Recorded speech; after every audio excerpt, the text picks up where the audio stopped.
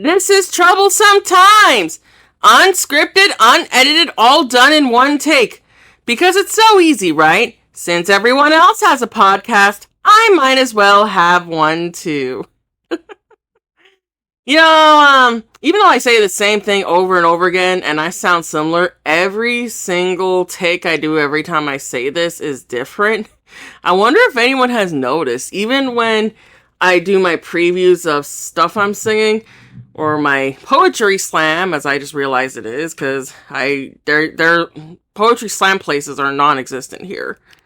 So, yeah, but each, recording has been different, and that's because since I don't, edit anything when I talk, and I'm not AI, I am a real human that comes in here and spends at least 35 minutes talking about whatever on my mind, because it's a typical podcast that doesn't want to be a typical podcast.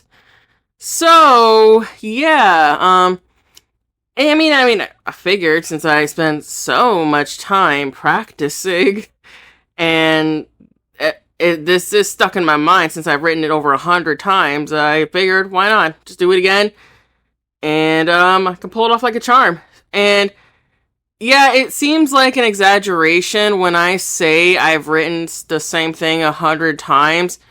But really, that's I really do think it's that much because I'm always writing something, whether people know it or not. Right now, I'm definitely in the middle of writing stuff. It really does blow my mind. Sometimes it feels like that I never, ever, I'm always coming up with something to entertain. And I think it pays off because I try to make it variety. I'm still one of those people that will still write physically by hand, and then I'll type it, and then I'll post it, and then you'd think it'd be a lot easier just to type it all together, but there's just something about the editing where it's easier to print something out and look at it and then just edit it, or in your notebook or something. I'm always having a notebook in some way. So, anyway, yeah, as you probably wonder, wait a minute, what about the spooky month? Well, it's Halloween Eve right now, and it seems like Spooky Month's gonna take kind of a shift in a direction because one of the event pass that I'm doing is gonna end around next week by the time this recording comes out, and then considering another topic that that's been I'm pretty sure plenty of people wanted me to talk about for a while. And then one of the comebacks, it's the year of the comeback, it seems like. Yeah, so this topic did a comeback out of all the years to do it.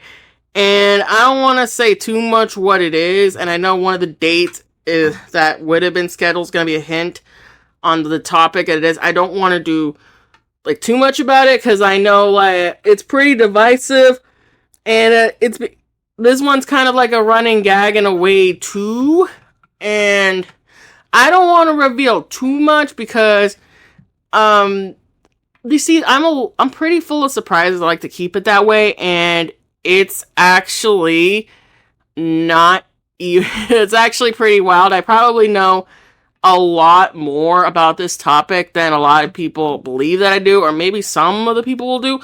But, for anybody that's excited, there is a movie that I did see, and, objectively, it's probably gonna, if I had to tell you what I think, and I knew nothing about it, I'd say it's a very, very, very promising movie. I actually wonder what happened that didn't make things go. I even said, this is actually better than most movies I've seen. And this is me just being completely fair. So that's a hint. Movies, right? Movies and cartoons.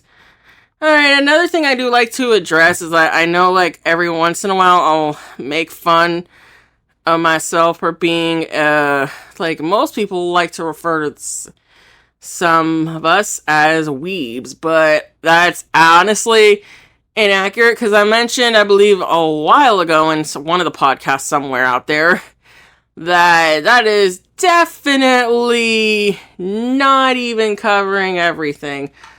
The more proper term, if you want to like remind me of my interest, is animation enthusiast.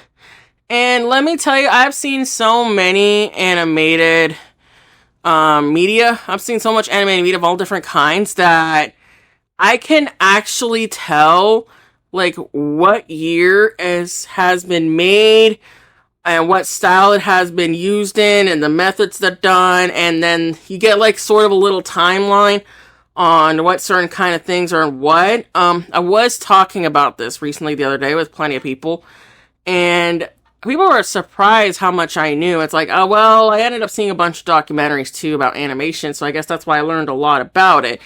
Animation is a lot harder than it looks, no matter what style you do, which is, let me see, hand animation, drawn animation, traditional animation, CGI, cel-shaded, 3D, 2D, hybrid, which is usually 3D character models with 2D backgrounds. That's why actually they did earlier in the beginning, which is around the 30s to 50s, to get you in a scope what it is. Like most cartoons back in that era actually did 2D models that were animated, and if they were not going to interact with the background, it would be like simple still paintings. That's why the backgrounds were usually very amazing.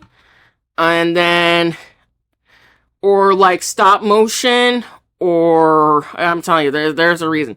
Claymation, or puppetry, which it could be in some way. It's usually a style and all, or anything like that. Let's see. No matter what direction you go to, it is a laborious process and it takes a lot of time. And I do give a lot of credit, and God knows what took me so long to finally say that. But yeah, I finally did. So then I don't want to be biased because like there's always like a golden, and then there's like the good and bad in every era of cartoons. In particular, like I guess I would say the 30s through the 50s were like the golden era. That's usually what most people would think with Tom and Jerry and Mickey and Friends, and then let's see what else. Looney Tunes, though that kind of style. That's usually and then some people may ask, oh, how do you have seen all these cartoons? Well, when I was a kid on TV around noon for an hour, they would show these cartoons a lot, and it seemed like it was almost every day, so you get an idea. And then around the 50s is when the television started, the home television was invented, and then around the 60s is where it got really popular to own a home. So then there were more animated shows on TV, and those were in a lower budget back then because we did not have as high expectations. And then the 30s and 50s were usually short because it took a lot of time and all that. And it took a lot of money to do it, and it shows. Okay. And then around the 70s and the 90s is where it started to pick up. I would actually refer to that as the Silver Age. I'd say like the 60s is like its growing pains. It had pretty good stuff. Like I do like the Jetsons a lot. And there's two versions of The Simpsons. The 60s and the 80s version. The 80s looks better because again, this is advanced timing and stuff. Like, but the 60s I felt had more heart to it. You couldn't really tell. But, you know, again, once you see all the stuff like I do, you start to know. And then this is where everybody would 100% agree. Like, I'd say, like, it's not really the golden era, the 2000s, the 90s to the 2000s, or maybe 2010s if I were to be completely generous. I'd say it's more like the Renaissance, because that's where, like, everything picked up. So, if I could do, like, a timeline, I could actually make a little timeline of which eras the cartoons were in, but that's actually, like, I don't want to overwhelm anybody with how much I knew, but I'd be willing to talk about a conversation. I actually had, like, bonded with plenty of people of all age ranges just because I was into the same cartoons. I'm technically, like, old-fashioned. And, fun fact, I like Popeye a lot. I like Tom and Jerry. That's, like, old school animation cartoons, if you want an idea. I like the Jetsons, and the Flintstones are pretty cool. And Scooby-Doo, in my opinion, is like, I don't know if I've said this before, but I think after we're all dead, like, they're still gonna keep making more Scooby-Doo. And that's for good reason. And it's like, seems like it's weird, because I like the original version, which is the 69 version, which, you know, jump-started the whole franchise of Scooby-Doo. But it seems like around the 80s is where it starts to get really good, and it's still, like, the same style Hanna-Barbera. But, like, it seems like they had more going in motion. And, of course, you know, the best my favorite Scooby-Doo, if anything, is Zombie Island. That is, like, top tier, and I would say, for me, that is because Scooby-Doo, it's like where everything is real, and they put up the stakes, and you just know it's, like, a huge risk versus reward kind of thing. And it's weird, there is somewhere, like, where I did talk about reboots and all that, but unfortunately the audio got lost. I can't recover it. But that's pretty cool. Yeah, so Scooby-Doo. You know, I actually had a bunch of notes that were going to talk about a bunch of other stuff, but you know what?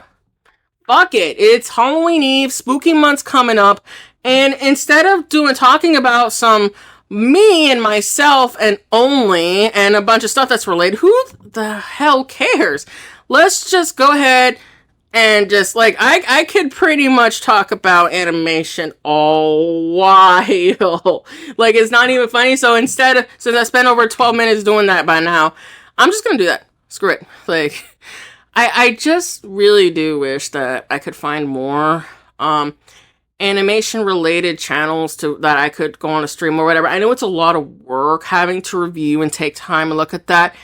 And nobody takes things seriously. I think that's, like, a huge divide with people my age and people my parents' age and even my grandparents' age in a lot of ways, because cartoons, even now, are still perceived as juvenile.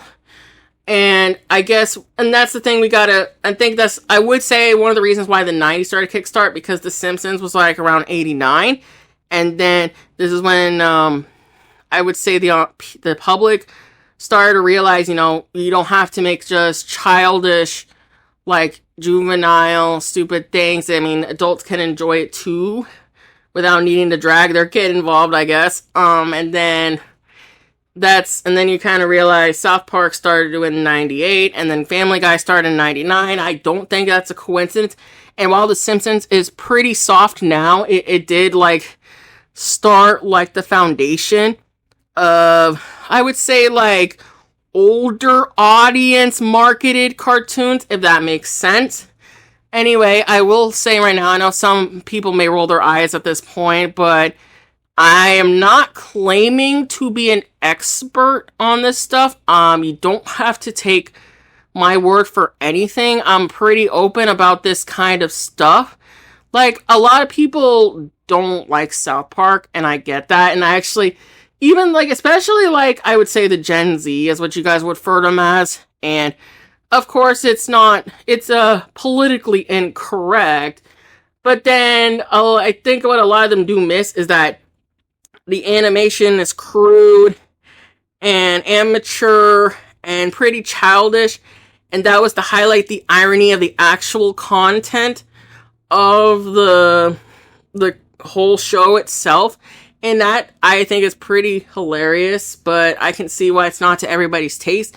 You know, sometimes people just want to be comfortable and not having to get stressed out or something. I don't know. But I can take it.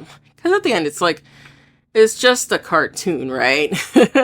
So, and then this is my theory. Like, all these are speculation. Like, I'm not going to say, you know, I'm not going to state, like, fact right now, oh, yeah, this is why the adults happen, because Simpsons made it happen. I'm not going to say, oh, this is why we got Hanna-Barbera existed, because the TV wanted cartoons at home and stuff. And no, I'm not going to pretend that. This is just all speculation. And then if I could just have like maybe someone else talk about it with me for a while, that would be great too. But yeah, I do think like considering that since South Park ended up being a hit despite like cutting corners in terms of everything. I mean, the whole show's literally voiced by two guys, which are the creators themselves, to give you an idea. I think this is when a lot of the studios decided they need to step it up and take their craft seriously, their material, all the content they had, so that they don't have to be associated with something like that. Again, this is just speculation, and this is talking from somebody that is a fan of the show. Just because, like, of how unique it is, I even say I don't think we'll ever get another show like it. And I also don't think we'll get another show like Scooby-Doo, which I think is more generally accepted. So, and then, again, so I mean, do I want to do 20 minutes or 30? You know what, let's try to do 30, right? And then, and of course, though, since Spooky Month is coming up, and I mentioned it plenty of times, I guess I'll mention, like, the Spooky Month stuff. I recommend the Halloween specials. There's a lot that I can do. So, for movies, let me see. I guess I could spend the last 10 minutes or so just ranking the Halloween stuff. I absolutely loved watching Scary Godmother on Halloween. The sequel was okay, in my opinion, mostly because I felt like it was trying to start a franchise, which failed epically. And then Scary Godmother is where they really, really, really put a lot of love into it. And it really shows, like, when it was made, but it had a lot of charm put into it. And then Courage the Cowardly Dog's technically not a Halloween show, but it could be, considering the kind of stuff it is. And, of course, and I think it really worked at the time because they used a lot of CGI and some of the most unsettling parts. And since it was pretty primitive back then, it really did work to set the tone for the show. I also do encourage that even though like Courage is very lovable, like even though he's like screaming and wailing, and for most people that would be very grating, but there's a huge balance where Courage even though he's scared and anxious of everything, he will again have the courage to actually save his owners and all that, and you just he's like the literal underdog, and you just want to root Courage on.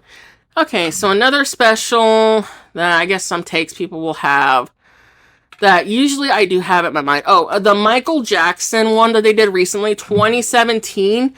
I would not recommend watching that. It was absolutely garbage, and it is pretty gross that they had to use Michael to promote their own crappy TV 3D CGI, cutting corners, 2-bit rate cartoon, and I'm pretty sure most of the budget went into using the music for Michael Jackson, but the whole thing was just straight up insulting. I don't even want to recall that one again.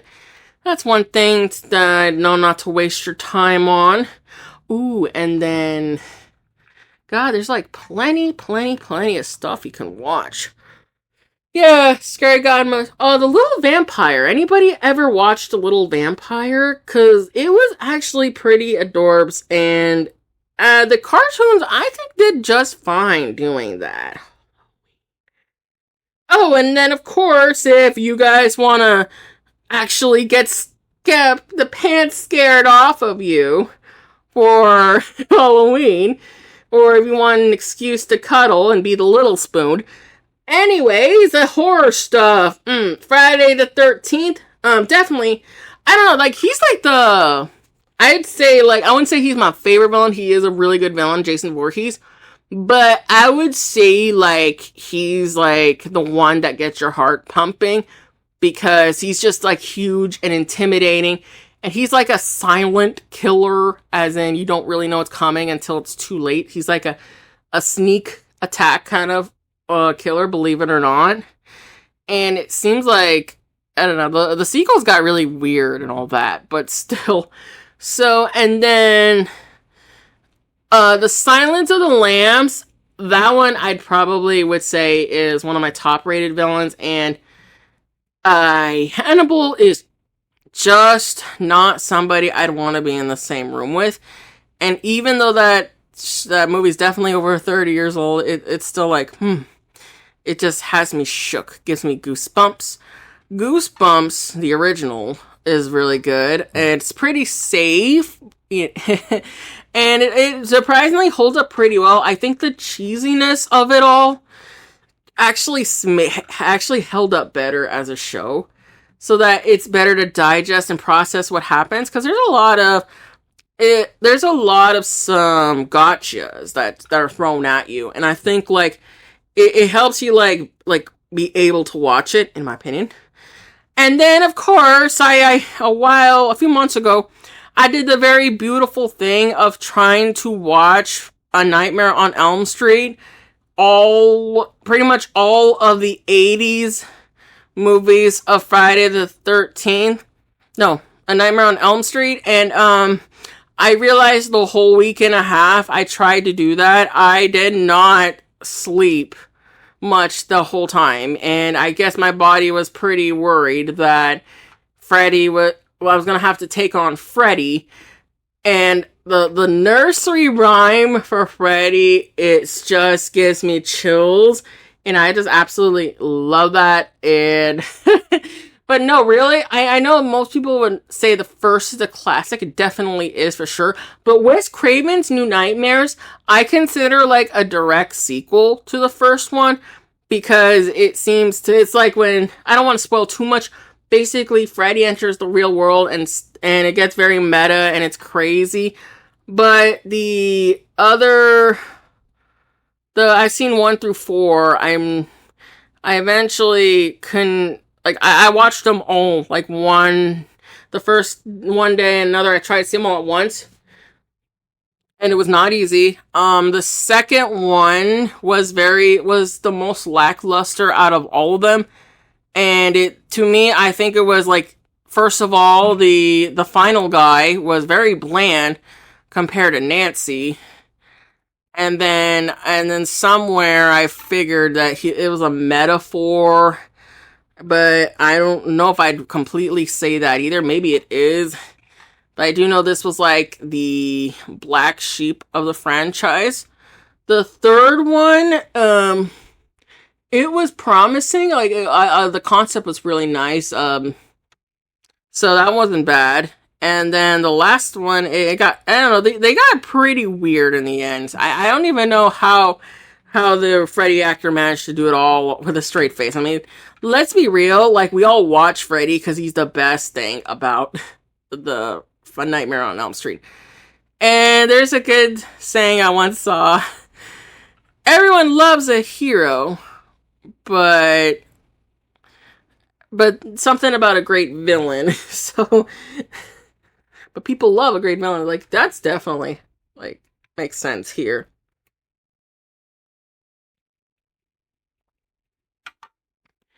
Yeah, that's definitely the horror movie to check out if you really want to get scared. And your body will definitely hate you for the rest of the night. It's incredible. Like, Wes Craven really knew his stuff. Like, he is definitely worthy of all the praise he got for how he made horror movies. I will say that. Psycho, the original was pretty good, from Alfred Hitchcock. Man's a perfectionist and all that. However, I read the books and it's really wild, and I know for a fact that the sequels and the movies are not going to be the same. So, but yeah, that's worth checking out if you're willing to listen to some old-fashioned horror movie stuff. Let me see. Yeah, there's some plenty of good stuff there. Like, no lie. And it's just gonna get better from there. Let me see. Yeah, so that has been really fun, right? Yeah, first it started me getting too much into cartoons. And then I remembered, spooky month's coming up. What's my stuff on that? Yeah, that's good. Ooh, Casper the Friendly Ghost. That one is very pure. The movies, I actually do like the movies. I thought they were very enjoyable. I mean, Casper is Casper. I mean, there's not really much you can do with Casper, to be honest, but if used correctly, he's like the perfect character to use.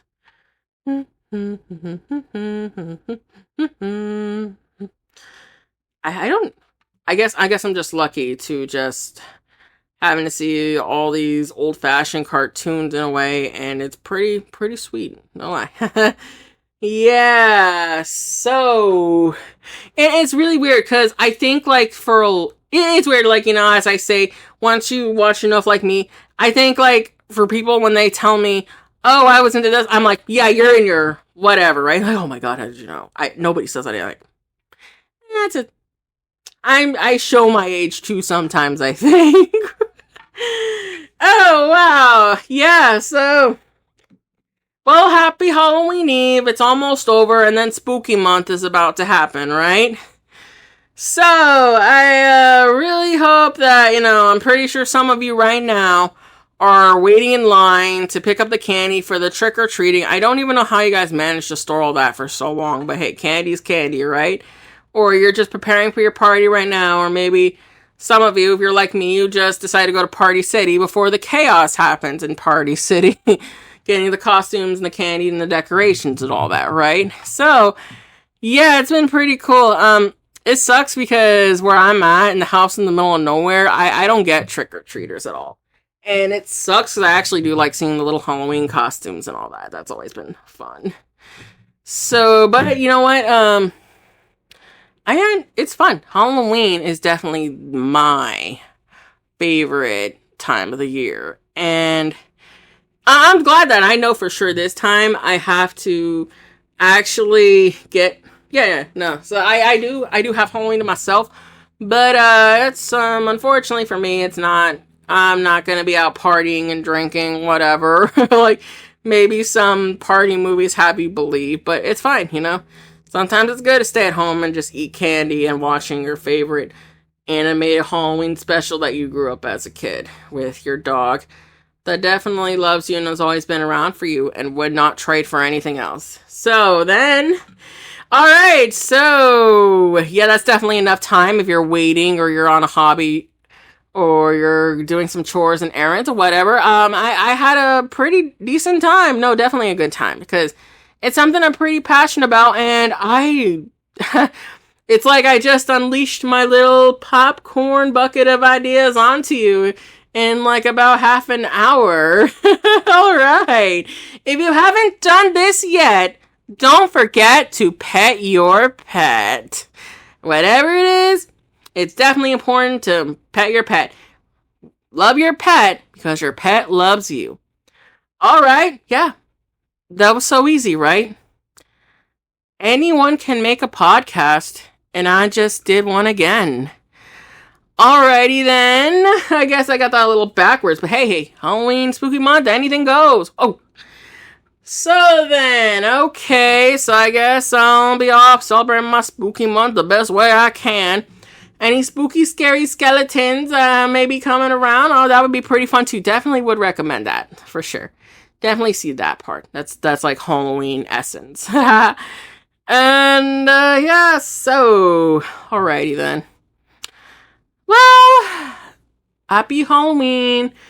And yeah, it's been pretty fine just here and just kind of breaking the tradition a little.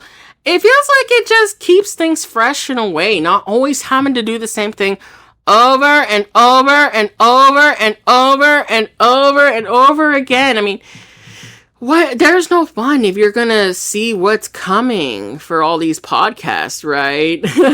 All right, then. All right. I know. I got it. All right. We all got, like, very more important things to do than listen to that.